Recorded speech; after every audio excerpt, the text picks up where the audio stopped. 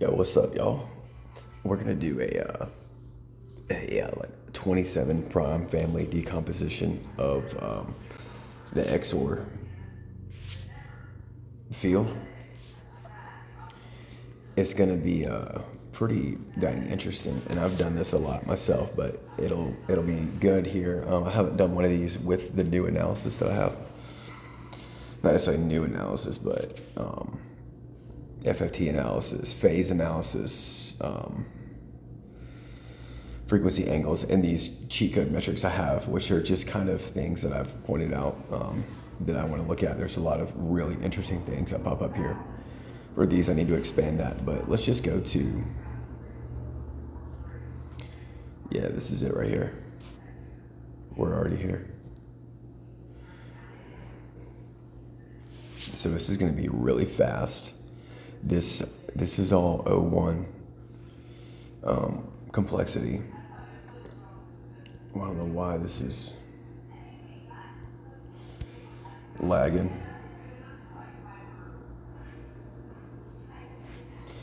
Let's see if we're here. There we go.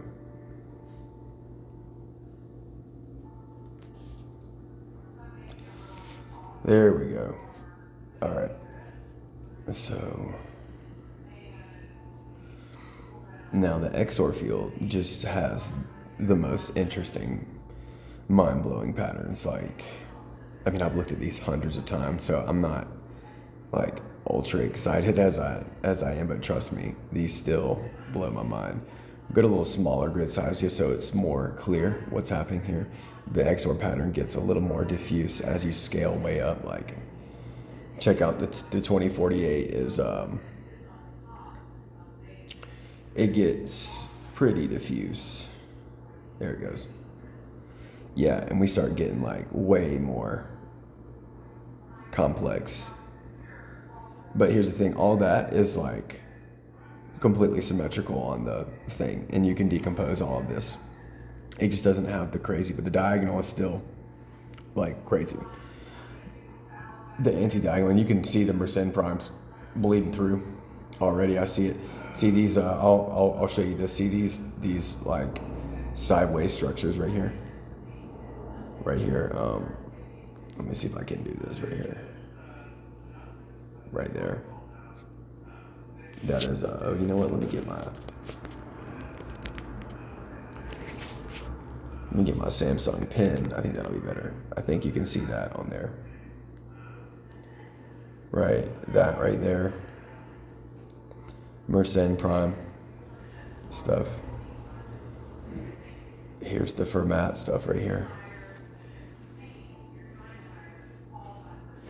And yeah, you can see that. So let's go back down. Let's look at the 50 grid. Now that'll be way smaller. Yeah, so you can see how that works when you scale it up. So let's go back up here. Gives a nice, right? We've got circles, right? That anti-diagonal is wild. Oh, it looks like it's scaled back up to something. 4098. Let's go back down to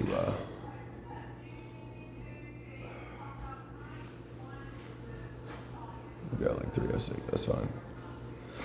All right. Now we'll get into the decomposition here. Having odd on here is kind of stupid because every prime is odd except for 2. But it helps because look what it does. When you exclude 2, look what happens. That diagonal completely disappears. Look at that. So that's how you know what numbers are making the structure, right? Because when we go to all, look, they pop right back in. Look, those are the 2s, but look what they do, right? Already, just look at this. This is what makes me like not able to write about this. Look at this structure, different than what we were getting earlier. This is a phase transition in action, like completely. You can see clearly this beating structure, like, right, these empty holes, and then these, these beads will fill these holes sometimes, right, in here. But this is just, I mean, come on. Like, what the heck, right? Like, look at this right here. I mean, this is absolutely incredible. And there's no other way around that, right? And we can look at the, just extremely, because it's not doing that in the smaller grids, right? Because it's a weird size grid, right? And this is why the grid scaling is so crazy. Because when you go to 50, right, very clean. This is what I need to be able to get. Right now I have a limitation on this code where I can't. But when we look at like 1074, whoa, dude. Now we're getting real weird. Right? Like, I'm supposed to be decomposing this field, but we're just looking at the phase transitions in this. Like, look at this. That is incredible. Just this little slice right here, right? And I wish I had something better to say other than like, holy crap, like this is crazy. But like, other than assigning, right, types of structural names to this, like what can you do with this, right? Like, we can study this stuff, but like that's what I'm still trying to figure out. But look at this anti-diagonal. Look at this aperiodic type structure right here. Like, that's what happened to the twos. And it's definitely those, but like, look what they're doing on that. Anyways, so let's come back down here to a little bit more something. Oh man, hang on, I gotta look at this now. Wait, that's coming back down. Okay. See, even different now. That beating structure went away. It's less, right? So this is what makes this so crazy. Like, oh, these checker patterns are wild right here.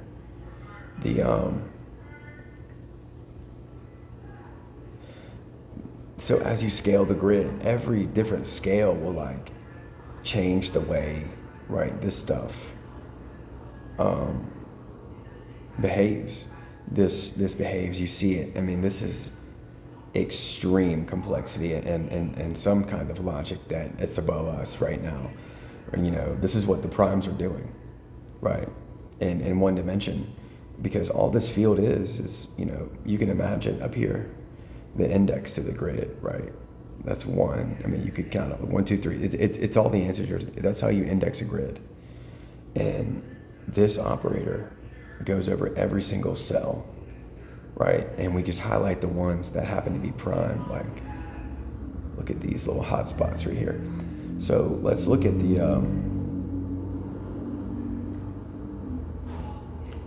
we'll look at it without the twos. Those are, we know that's going to disappear, right? Okay, predictive power for us, we know that disappears, right? Let's look at the twin primes.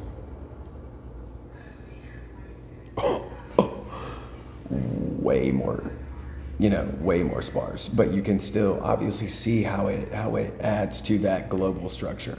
So now we know what the twin primes are doing in this type of field, what kind of relationship they have. They're, look at that, robot arms, wild. Here's that beating motif again right here, change, like, just observe right here what it does. Like, look at this chain right here, super aperiodic, right? Global structure is the same, right? But then this beating, right? And then these guys in here, look at that. Those are the same. Boom. Then this beating appears. Then it appears to form right here. Then it moves to the left, but it's gone. So like, there's just no light. But globally, like, it's doing this kind of thing everywhere, dude. Everywhere. We've got no hope to capture the complexity of this stuff just by what we're doing. There's no hope. We have to now rely on things like this. This is the output that we have. This is the truth, right? But, there's the beating motif again right here. And this is what we can do, is study these fields like this, right? And see what the geometric structure is like. There's lots, but from that global view, look how beautiful that is right here, right? And you can combine all of these together in different ways, but it gets complex when you do that, obviously. but it's good to just decompose them and look at what each of them they're doing. And I should be looking at the FFTs again, but look at the cousin primes. Oh my goodness.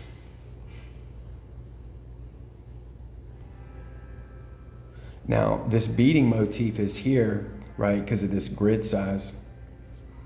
Because if we change that grid size, let's go to 242, right? Look what it does now. That beating motif went away. Now we get this like incredible, just straight architecture, right? You know, and you can see it's like, look at this vertical line. So you've got two halves, right? And then this road structure, you can see the Mersenne primes in there, right? On those, because we know that, oh, well, I haven't showed you those yet, but you'll see some of these appear. You know what types of primes these are in here, right? But, I mean, just see that beating motif is gone now. It's more, it's turned more into a checkerboard type deal. We're not getting that clean slot in beating effect, right, that we were before. Just this really locally complex, like, check this out, like, look at the different angles right here, right? You know, and this is the type of thing I'm paying attention to when I look at this. Obviously there's a lot to uncover, but globally, I mean, this is straight architecture. You know, that's crazy. So now we look at, let's look at the sexy primes.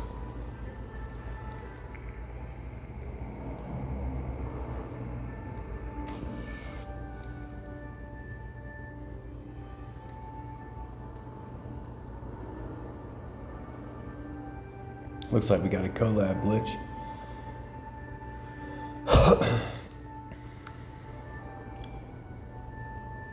Let's go back.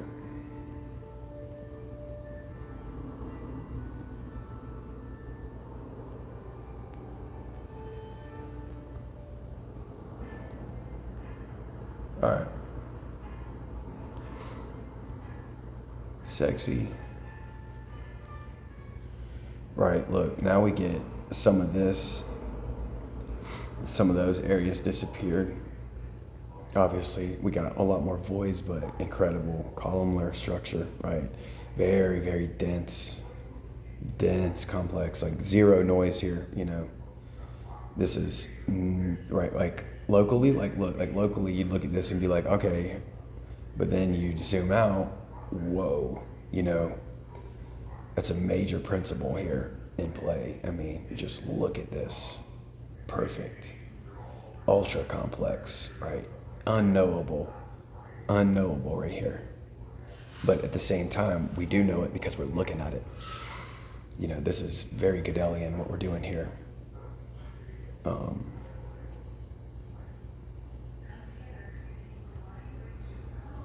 See if we can get safe to pop up. Collab might be, it's not necessarily made for mobile. We're gonna keep this operator on because it's pretty much the, you know, I'll do it one more time, and if Collab poops out, we'll, no, I'm gonna do other videos on the FFT analysis as well. It's just a lot to go through with it, and these tend to be, have, the complexity lives in the classical system, which is, so what, you know, way I like to look at it here is we've got like the classical representation, which is right here, and then the spectral representation, which is all of this stuff right here, right? So the complexity is in the classical representation in the XOR field. All of the FFTs are like the same pretty much. I mean, still crazy looking, right? Amazing structure, but the complexity lives here in these, and you'll see what I mean by that later. So now we'll go to the safe primes, right? More sparse. There's those road stings, but you know, very railroad track, right? Very, you know, look at those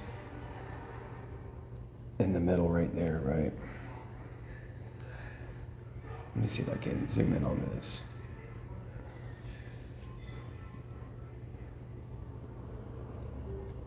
That's all right. Yeah, we can see some of that beating structure in there, right? All right, let's go to the Sophie Germans.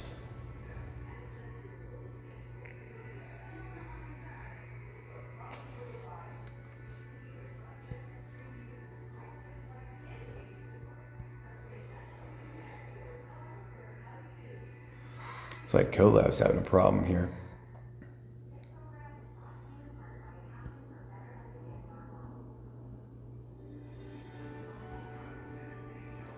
That's annoying.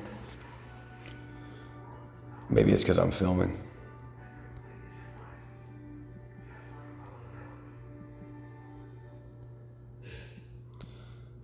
All right.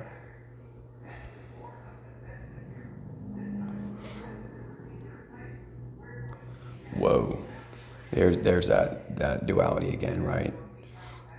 Crazy, perfect square voids right here, right? In this diagonal structure again. Incredibly complex. Gaussian. Very similar to what we had earlier, but now look at this really interesting, right? This hourglass deal. That's some stuff seen in the burning ship. What I was seeing, we got the Pokeball motifs right over here. Here's those cousin primes structure kind of bleeding through, but yeah, this is the distinct identity kind of the Gaussian, right? These voids right here, right? But very similar to the all XOR field. Let's check out the Einstein primes. Right, similar to the XOR field, but now we got these really interesting voids again, but they've got these internal structures, these kind of some type of propeller structure, right? You can imagine these are like spinning almost, and but like locally, like it looks it's just very dense, this field is. But remember, this is the tip of the iceberg. This is literally like kindergarten for this. I mean, there's so much you can do with these operators. We're just doing the full all right, Mersenne problems. These are awesome because they're so sparse, but look at that. Look at that dang spine. That's been popping up everywhere. You've seen that. Look at this sucker, dude. Absolutely incredible, this spine. Right, we know exactly how they're defined, right? This predicate for the Mersennes. And as you scale, this thing just stays there, dude. It gets, right, let's see how it's breaking up a little bit, but right, we still get the arms, right? That diagonal's still holding. It's going to scale up in a second. This one's kind of unoptimized. It should be way faster than this. I don't think Gemini probably did something stupid to, yeah, there we go. All right, so even at this 2000 grid, right, you can see, and if I up the figure size too, it'll help the structure, but because it's just compressed right now in here, but still that's Mersenne primes holding their own, right, in this field. Size right there, very sparse. So look at all that noise in the FFT because it's so sparse. Let's come back down. Yeah. Boom. FFTs pop back in. Incredible. From Matt. I may have to reset it. Let me just copy this. Let me be smart. Oh well. Couldn't be smart there. It glitched out. All right.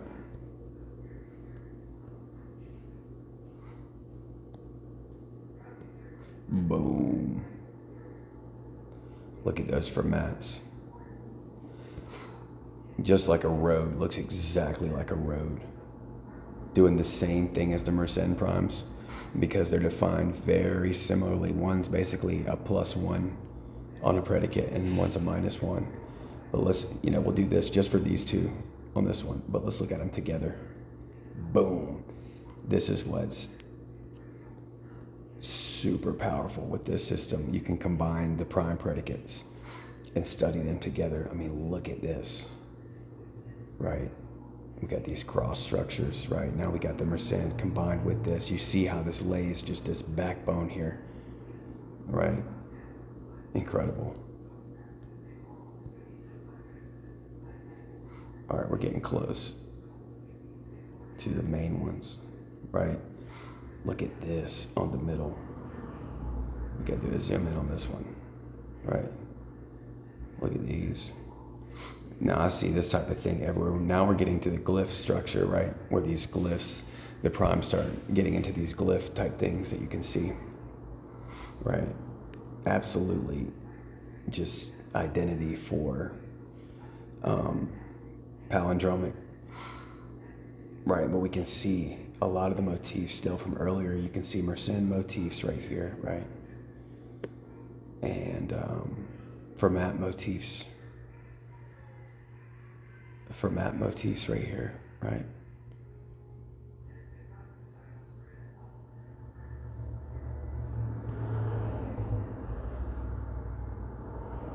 Now let's go to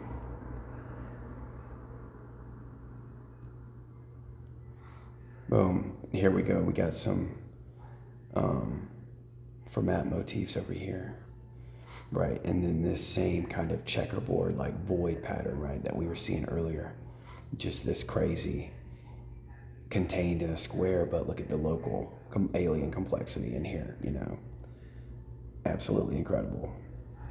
And you can do any predicate. I mean, I got stuff like 100 in here. I mean, there's like literally, and you'll see they're never the same, but they combine elements of each other.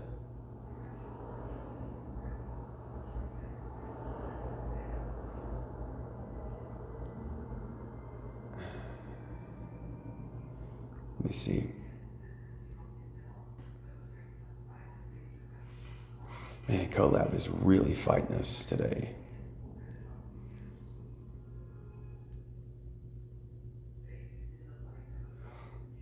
Oh, there's way more, actually. You know what? Here's what we'll do. We'll let this be part one.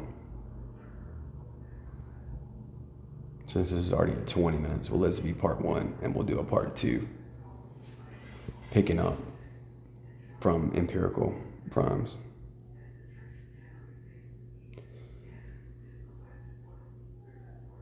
Or MERP, whatever those are.